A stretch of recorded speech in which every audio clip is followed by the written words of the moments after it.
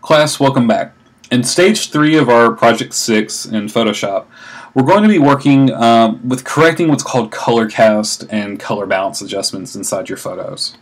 Most likely, this is usually caused by poor lighting or not having the correct filter set up on your camera when you take the photo, and can sometimes show up as a really orange or green image.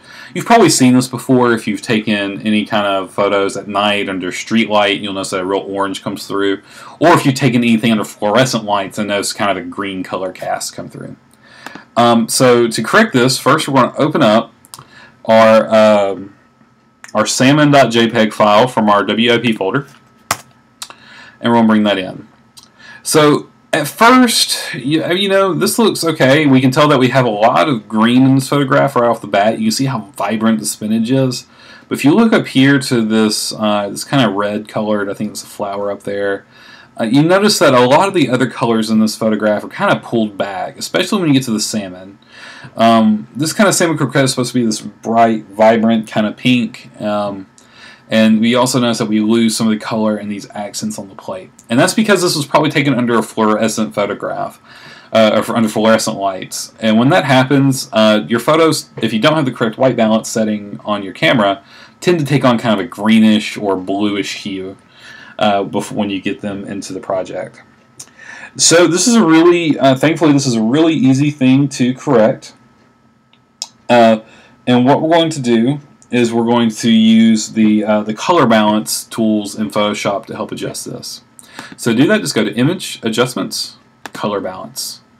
And here you can see that we come up with a lot of different levels, and you have cyan and red and magenta and green and yellow and blue. And what this is this takes two extremes that you can take an image and lets you push the colors either way. So I want to zero all these out again. So right now you notice I have my midtone selected and preserve luminosity set. That just means I'm not going to affect how bright or dark the different shadows are by adjusting the color cast. Now you can see if I push the cyan slider more and more, you can see how that blue or that cyan color actually comes out more and more, all the way to the extreme, bringing it all the way over here to 100. If I do the same with the magenta and green slider, you can see how far I can push the green colors in the photograph, and down with the yellow and blue. And I'm going to push this really yellow just to show you what it looks like. After you do all that, make sure to zero out. And what I want you to do is I want you to kind of play with these sliders for a moment and just kind of get a good idea for how they feel. But we do know right off the bat that that this project, this particular file, has a kind of a greenish blue cast, what I would probably call more in the cyan range than the green. So to adjust this, we can come in and adjust our color levels as such. So make sure that you have your highlights tone, because that's predominantly where we see it. Here in the whites of the image is where we see that color cast. So make sure highlights is selected. And this is going to be a really simple adjustment. This is just going to be a -10. And you can see now our image is much more neutral. We have this white cast. This green color cast kind of gone. This plate looks nice and white, pristine. We're seeing some boost of the reds and the other colors in the image. And really, for this particular image, that's about it. You know, so these sliders are really powerful. You could really boost up some other colors in here. You can make something warmer. You can make it cooler. You can boost the blues or the yellows. But again, a little goes a long way, like a lot of these adjustment layers here in Photoshop. So just to show you what would happen if I push this a little bit further in the magenta tab and I change this to -50, you can see that we've kind of taken on this pink hue now. So again, I'm going to change that back to -10, hit OK, and then again to show you what it looks like before and after, this is the after, this is the before. So it's subtle, but imagine seeing this printed in a menu somewhere online, and look how much more appetizing the dish seems after you take that green color cast out. Now, for the rest of this project, there are going to be two more different types of images: the flan image and the pasta image. I want to open up the flan image and kind of give you a hint of what to do next, and then I want you to try to use your text and use the color balance tool, and I'll also show you the curves tool to help correct these color cast issues. And I want you to try to attempt to do this on your own for the rest of the project. So we're going to go to File, Open. Let's pull in that flan file. And right off the bat, I want you to try to identify what color cast this is. Now, I know because I've been doing this for a while, and to me, it looks like it's a magenta color cast, or it's kind of red, and that's really coming through really strongly. So what we want to do is we can adjust this either using, like we did before, the image adjustments and color balance tab, and trying to take away some of this magenta. Maybe push some green back in, so change that to 10. You see that's a little bit better. Maybe push it 20, and now we're starting to get that neutral white back in. You can also do this, I'm going to cancel that. You can also do this by using the curves panel. Now to get there, you can go to Image, Adjustments, and Curves. It's underneath the levels in the Adjustments panel.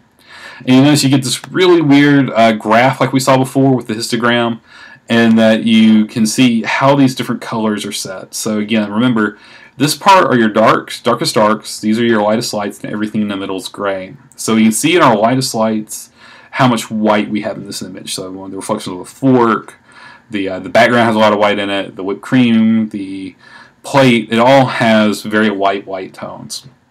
Now to pull this back, what you can do is you can go into the red channel under RGB. So this allows you just to affect the reds.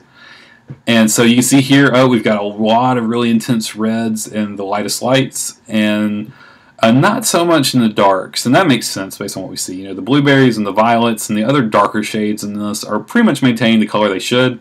But anything that's a lighter color, like the whipped cream or the plate, has this kind of red cast to it. Now, to work with this, you can either come in and use these different amounts over here to work with the pigment ink, or work with lights, show you different things.